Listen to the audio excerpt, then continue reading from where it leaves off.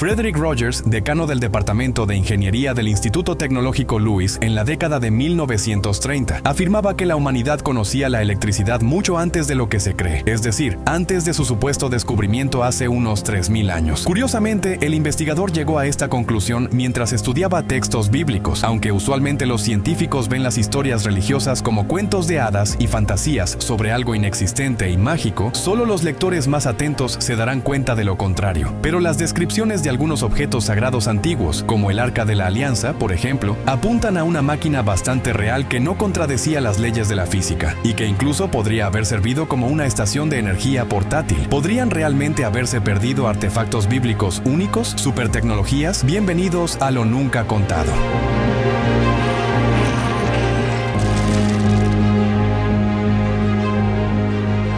De todos los artefactos bíblicos, el Arca de la Alianza es uno de los misterios arqueológicos más intrigantes. Fragmentos de información sobre este objeto podrían significar que los humanos antiguos desarrollaron tecnologías muy por delante, incluso de los diseños modernos, pero que fueron malinterpretadas como algo sobrenatural. Según la leyenda, todo comenzó con Dios, quien ordenó a Moisés construir el Arca de la Alianza. Además, el profeta recibió instrucciones claras sobre cómo debía ser exactamente el dispositivo, incluyendo todos los detalles finos. A Moisés se le dijo que utilizara madera de acacia como material principal y que construyera una especie de caja de 2,5 codos de largo, 1,5 codos de ancho y 1,5 codos de alto. Si convertimos estas medidas al sistema métrico moderno, obtenemos aproximadamente 1,5 metros de largo por 1 metro de ancho y 1 metro de alto. Tenía el aspecto de un cofre, pero el tamaño de un refrigerador grande. Científicos actuales han determinado que el peso del arca también era similar al de un refrigerador, aunque Dios quería que el arca fuera hecha de madera, un material común en el desierto cerca de la costa del Mar Rojo. También ordenó que su interior y exterior fueran recubiertos con un material bastante raro. Moisés tuvo que cubrir toda el arca con oro y colocar un borde moldeado de oro alrededor de ella. Algunos expertos creen que este metal precioso no fue usado simplemente para que el cofre fuera llamativo. Según los textos cristianos, Dios condena el deseo de los malvados por la riqueza. Por lo tanto, es poco probable que Moisés fuera instruido a usar un material tan valioso sin un propósito específico, especialmente considerando la cantidad de oro utilizada. Además, el texto menciona que Moisés debía decorar la tapa del arca con 2 querubines, seres angelicales alados. Era crucial que sus rostros se miraran mutuamente y que sus alas se tocaran. Al estudiar este dispositivo, el físico Frederick Rogers concluyó que no era otra cosa que un condensador. De hecho, una caja de madera podía actuar como aislante, separando la capa externa de oro con carga positiva de la capa interna con carga negativa. Los querubines también podrían haber funcionado como terminales positivo y negativo. Si la capa de oro bajo uno de ellos cubría otra capa de madera que actuaba como aislante, solo se necesitaría una vara conectando el querubín con carga negativa a la capa interna para cerrar el circuito. Sin embargo, no sabemos qué otros materiales o mecanismos podrían haber estado ocultos en su interior. Es bastante probable que, al interactuar con la combinación de oro y madera, efectivamente pudieran generarse cargas eléctricas. Si esto fuera así, explicaría por qué la Biblia contiene tantas historias sobre personas que murieron tras tocar el arca. Por ejemplo, así murieron los sobrinos de Moisés, hijos de su hermano Aarón. La Biblia dice que fueron consumidos por el fuego cuando salió un rayo del arca y los alcanzó. Además, Frederick descubrió en los textos que los enemigos que se acercaban a Israel eran alcanzados por chispas y que a veces caían rayos sobre personas al azar que simplemente estaban moviendo el cofre. Incluso existía algo similar a un conjunto de normas de seguridad que debían seguirse al tener contacto con el arca. Uno de ellos te indicaba cubrir tu cabeza, pulmones y genitales en caso de que necesitaras acercarte al artefacto, lo cual recuerda a la ropa de protección moderna. En 1961, un grupo de estudiantes de la Universidad de Minnesota anunció que habían intentado probar la hipótesis de Frederick Rogers. Según ellos, recrearon el arca siguiendo todas las instrucciones, pero tuvieron que suspender el proyecto y destruir el modelo debido a la peligrosamente alta carga eléctrica que desarrolló. La verdad es que estos estudiantes nunca demostraron que su experimento realmente tuvo lugar. El partidario más destacado de la idea del antiguo condensador fue uno de los físicos más renombrados de todos los tiempos, Nikola Tesla. Él consideraba a Moisés un electricista práctico y hábil, muy adelantado a su época. Quizás Tesla vio un espíritu afín en esta figura histórica, ya que él soñaba con crear una red de energía inalámbrica y creía que Moisés podría haber alcanzado este objetivo mucho antes que él. Tesla asumía que, además de las tablas con los 10 mandamientos y otros artefactos, el arca también podría haber contenido algo como cortinas de seda. El físico pensaba que, en ese caso, la electricidad estática podría producirse por la fricción entre las telas de seda y acumularse dentro del cofre. El historiador Mike Blackburn y el investigador Mark Bennett desarrollaron una hipótesis similar, aunque, en su opinión, el verdadero secreto se encuentra en el tabernáculo. Esta estructura adicional de madera que rodea el arca supuestamente estaba hecha de pieles de carnero y cubierta con cortinas de pelo de cabra. Ellos piensan que esas cortinas también se frotaban entre sí, generando una carga estática inicial. A medida que esa carga se acumulaba, toda la estructura junto con el arca se volvía altamente electrificada. Los investigadores incluso estimaron la carga máxima que el arca podría haber transportado. Presuntamente estaba en el rango de 50.000 voltios. Y aún así, Tesla afirmaba que el arca no solo generaba cargas monstruosas, sino que abastecía de electricidad a toda una planta de energía. Esa planta de energía era la Gran Pirámide de Giza. El físico encontraba sospechoso que nadie hubiera encontrado momias ni otros objetos que usualmente se almacenan dentro de las tumbas en todo Egipto. Tesla pensaba que la pirámide estaba recubierta de piedra caliza blanca de Toba por una buena razón, ya que las propiedades aislantes de este material son inigualables. Además, los túneles que corren por debajo de la pirámide están hechos de granito, un conductor de electricidad conocido. Este hecho es especialmente extraño porque 8.000 toneladas de bloques de granito, necesarios para la construcción, tuvieron que ser transportados a Giza desde más de 800 kilómetros de distancia. Obviamente no lo hicieron por aburrimiento, tenía que haber un propósito específico. Parece que los materiales de construcción y la estructura de la Gran Pirámide de Giza fueron cuidadosamente planeados para que la pirámide pudiera conducir electricidad. Se presume que la carga viajaba desde las cámaras hacia arriba, hasta llegar a la piedra angular dorada en la cima, donde se acumulaba. Pero, ¿de dónde provenía esa carga? En la cámara del rey, el lugar de descanso final del faraón, los arqueólogos solo encontraron una cosa sencilla: un gran cofre de piedra que estaba absolutamente vacío. Curiosamente, el volumen del espacio dentro de este supuesto sarcófago es exactamente del tamaño del Arca de la Alianza. Es muy posible que los egipcios intentaran utilizar esa pirámide como una planta de energía hace 4.000 años y se quedaron atascados porque aún buscaban una pieza faltante, como si supieran algo mucho antes que Moisés. Aunque si lees con atención los textos de las antiguas escrituras, notarás que la generación de electricidad no es la función más extraña que probablemente cumplía el Arca de la Alianza. Y dado que muchos estudiosos ya han comenzado a trabajar en enfoques científicos para explicar partes inexplicables de la Biblia, quizás, como un bono, descubramos el verdadero significado de otras cosas fantásticas que el arca fue diseñada para hacer. La razón principal por la que las personas necesitaban el Arca de la Alianza era, por supuesto, para comunicarse con Dios. Pensándolo bien, resulta que el cofre era una especie de templo portátil virtual. Los textos antiguos dicen que, supuestamente, Dios prometió a Moisés hablar con él en forma de nube desde entre los dos querubines situados sobre la tapa del artefacto. Esto suena más como un medio de comunicación, por ejemplo, como un walkie-talkie, especialmente si asumimos que el arca podía, en efecto, generar electricidad. Entonces, ¿por qué no? Los teóricos de la conspiración creen que Dios podría haber sido, en realidad, un miembro de otra civilización superavanzada. En ese caso, algunos seres supremos inteligentes ayudaron a nuestros antepasados a crear tecnologías innovadoras como las que ellos ya poseían. Además, surgen demasiadas preguntas al leer las líneas que hablan sobre la capacidad del arca para llevar a quienes la transportaban. Dado que pesaba 300 kilogramos, resulta difícil imaginar qué características ayudaban a reducir la carga para sus portadores. Y no solo eso, según la Biblia, el artefacto incluso podía facilitar el movimiento de quienes lo transportaban. Esto se considera posible si el Arca de la Alianza tenía propiedades antigravitacionales que le permitían flotar. Por lo tanto, podemos suponer que el arca podría contener algún tipo de materia exótica, una sustancia hipotética con propiedades inusuales capaz de influir en la gravedad. Y no tenemos idea de qué se trata, simplemente porque aún no la hemos encontrado. El hecho más curioso es que el arca no solo podía elevarse del suelo, sino también volar distancias impresionantes. Resulta que el cofre pudo haber sido algo así como un dispositivo de navegación para los israelitas. A juzgar por los textos antiguos, podía despegar repentinamente hacia el cielo en cualquier momento y dirigirse a algún lugar, y los peregrinos debían seguirlo. A veces tenían que caminar durante 3 días para alcanzarlo. Vagando de un lugar a otro, el arca guiaba al pueblo por el desierto. Sin embargo, si confiamos en las escrituras, es seguro decir que ocasionalmente el arca cometía errores y mostraba a los israelitas el camino equivocado. Por otro lado, tal vez era intencional, ya que según la Biblia, Dios los castigó con años de deambular por el desierto por haber roto los preceptos. Dios. Al mismo tiempo, el arca hacía todo lo posible por facilitar el viaje y proteger a los fieles seguidores de Dios. Los textos sagrados mencionan que el artefacto despejaba el camino con la ayuda de destellos de rayos que se formaban entre los dos querubines y presumiblemente eliminaba serpientes, escorpiones, arbustos espinosos y otros peligros. Como ya hemos determinado, en teoría tenía la capacidad de generar electricidad. Ahora parece que el arca podría ser un análogo de un dron moderno, pero mucho más avanzado. Es posible que tuviera algún tipo de software con inteligencia artificial que la operaba y que, de alguna manera, interactuaba con Moisés. Además del arca, la Biblia describe otros artefactos que también podrían representar tecnologías revolucionarias. Algunas partes del texto sagrado nos hacen pensar que, en conjunto con otros objetos, el arca de la alianza podía cumplir tareas muy versátiles. Por ejemplo, las escrituras dicen que Moisés, junto con su pueblo, personas liberadas de la esclavitud en Egipto, pasó 40 años vagando por el desierto del Sinaí en busca de la tierra prometida. Tengo una pregunta: ¿cómo lograron sobrevivir todos esos viajeros durante tanto tiempo? Sí, sé que muchos israelitas murieron de vejez durante la travesía, pero ninguno murió, por ejemplo, de hambre. Los investigadores estudiaron la Biblia y encontraron un detalle que arroja luz sobre este hecho desconcertante. Probablemente hayas escuchado la frase maná del cielo como una metáfora para indicar que hay que esforzarse para lograr algo en lugar de simplemente esperar que todo caiga del cielo. Suena como un fenómeno abstracto capaz de resolver todos tus problemas de una sola vez, pero en realidad era un objeto muy real. Para ser precisos, el maná del cielo era una sustancia comestible similar al pan, como si fuera parte de un guión. Literalmente caía del cielo y tenía sabor a obleas con miel. La Biblia dice que cada día los judíos errantes recolectaban un gomer de maná por cada miembro de la familia, lo que equivale a unos 3 litros, si usamos una unidad métrica familiar. Los botánicos contemporáneos aseguran que este misterioso producto existe hasta el día de hoy y está incluido entre los bienes de exportación de la península del Sinaí. Es más, el ingrediente principal del maná está registrado en todos los manuales botánicos publicados en el Medio Oriente. Según algunos, esta es una planta llamada tamarik o tamarisco. Sin embargo, el botánico alemán Christian Gottfried Ehrenberg tenía una opinión diferente. En 1823 publicó un artículo en el que escribió que el maná del cielo era una sustancia presente en los arbustos de tamarisco, producida por ciertas colonias de áfidos que se encuentran en el Sinaí. A pesar de esto, el botánico no tenía pruebas concretas para respaldar su afirmación. Solo un siglo después, los científicos Friedrich Simon y Oscar Theodor de la Universidad Hebrea de Jerusalén realizaron una expedición a la península del Sinaí con el fin de esclarecer de una vez por todas la controvertida historia del maná del cielo y determinar si realmente existía. No solo regresaron con las primeras fotografías de esta sustancia, sino que confirmaron por completo las conclusiones de Ehrenberg. También demostraron que el peregrinaje de los israelitas por el desierto, relatado en la Biblia, tiene una base factual. Las colonias de áfidos mencionadas por Ehrenberg resultaron ser pequeños insectos que segregan jugos viscosos que se adhieren a las plantas y tienen un peculiar sabor dulce, similar a la miel. Así que parece que finalmente hemos identificado los ingredientes. Pero entonces, ¿por qué se decía que caía del cielo? Los traductores de textos sagrados, Rodney Dale y George Sassoon, concluyeron durante su trabajo que el Arca de la Alianza era la fuente exacta del maná. Los investigadores afirmaban que el dispositivo lo producía a partir de algas, aunque nunca especificaron qué tipo de alga era, ni cómo podía estar disponible en medio del desierto. A pesar de estas inconsistencias, George, quien además tenía formación en ingeniería, decidió reproducir la máquina tal como la imaginaba. La parte superior del dispositivo actuaba como un filtro que purificaba el aire y el agua al ingresar al tanque de algas. Al mismo tiempo, la máquina era expuesta a una luz intensa. Todo el volumen de algas pasaba a otro tanque, donde parte de ella se convertía en una masa pastosa. Luego, bajo una alta temperatura, adquiría un sabor similar al de la miel. Considerando que el arca podía generar electricidad, existe la posibilidad de que pudiera alimentar este dispositivo, pero sus funciones no terminaban allí. Si se combinaba con otros artefactos, sus efectos podían ser completamente diferentes. Por ejemplo, con el bastón de Moisés. Los textos antiguos relatan que fue entregado a Adán en el jardín del Edén y que pasó de generación en generación. Algunos expertos sugieren que Moisés guardaba el artefacto en el Arca de la Alianza. Se creía que el bastón poseía un poder enorme, ya que ayudó a Moisés en momentos de gran dificultad. Cuando el faraón envió un vasto ejército contra los israelitas que habían salido de Egipto, este los alcanzó mientras acampaban cerca de lo que hoy conocemos como el Mar Rojo. Entonces Moisés alzó su bastón sobre las aguas y un fuerte viento del este provocó que el mar se dividiera. Los israelitas escaparon caminando sobre tierra seca en medio del mar. Algunos investigadores creen que el secreto del poder del bastón reside en su forma, ya que no se parecía en nada a un bastón común. La Biblia lo describe con una cabeza en forma de gancho y una parte inferior que parecía un tubo hueco, terminado en una horquilla hebilla de 2 puntas que debía extraerse y luego volver a insertarse. Si todo dependiera únicamente del poder de Dios, ¿por qué habría que construir el bastón de forma tan compleja? Lo más probable es que se tratara de un dispositivo de alta tecnología. Algunos científicos creen que, en efecto, podría haber separado las aguas, siempre que fuera capaz de generar un flujo de viento poderoso o una vibración intensa. Ahora permíteme contarte sobre otro curioso mecanismo que los investigadores modernos han logrado copiar y que se usa comúnmente con fines militares. Las escrituras enseñan que, después de 40 años de peregrinaje, los judíos llegaron a la tierra prometida y se acercaron a la ciudad de Jericó. Sin embargo, esta ya pertenecía a los palestinos y estaba rodeada por murallas de piedra impenetrables. Entonces, Dios ordenó a los viajeros usar el arca de la alianza para conquistar la ciudad. Durante 6 días, los sacerdotes llevaron el arca alrededor de la fortaleza. En el 7º día comenzaron a tocar unas trompetas rituales que más tarde serían conocidas como las trompetas de Jericó. En ese preciso momento, las murallas de la ciudad se derrumbaron. Estudios arqueológicos realizados en el sitio de la antigua Jericó confirmaron que, en efecto, las murallas exteriores fueron destruidas y de una forma bastante particular. En caso de un ataque enemigo, debían haber sido empujadas hacia adentro. Sin embargo, para sorpresa de los investigadores, se determinó que cayeron hacia afuera. Esto pudo haber ocurrido si las trompetas emitían un sonido bajo de muy baja frecuencia. Pruebas de laboratorio ya han confirmado que el infrasonido puede producir efectos devastadores. Por lo tanto, el arca podría haber funcionado como un amplificador adicional. Tanto la Alemania nazi como la Unión Soviética intentaron crear algo similar. Hoy en día, Israel no tiene solo uno, sino 3 sistemas de armas acústicas. Uno de ellos, llamado Shofar, tiene un cierto parecido externo con las legendarias trompetas de Jericó. Se trata de una máquina sofisticada compuesta por 36 tubos de sonido colocados uno al lado del otro. Esta arma ya ha sido utilizada por las fuerzas de defensa de Israel contra manifestantes palestinos, y aunque solo afectó a personas, nadie sabe con certeza si algunos países actuales poseen armas secretas capaces de destruir estructuras enteras con la ayuda del sonido. Aunque en teoría es posible, si tuviéramos el famoso arca, podríamos aprender muchas cosas nuevas, y por supuesto, si ya la hubiéramos encontrado, nuestras vidas modernas serían completamente diferentes. Una vez que comprendas las increíbles características que el arca de la alianza podría haber tenido hipotéticamente, estoy seguro de que inmediatamente empezarías a preguntarte cómo podrías usar este artefacto en tu propio beneficio. Sin embargo, esta idea no solo cruzaría tu mente, ya lo pensó la persona que robó el arca. Supuestamente se había guardado en el templo de Salomón, en Jerusalén, antes de que los babilonios asediaran la ciudad en el año 586 a.C.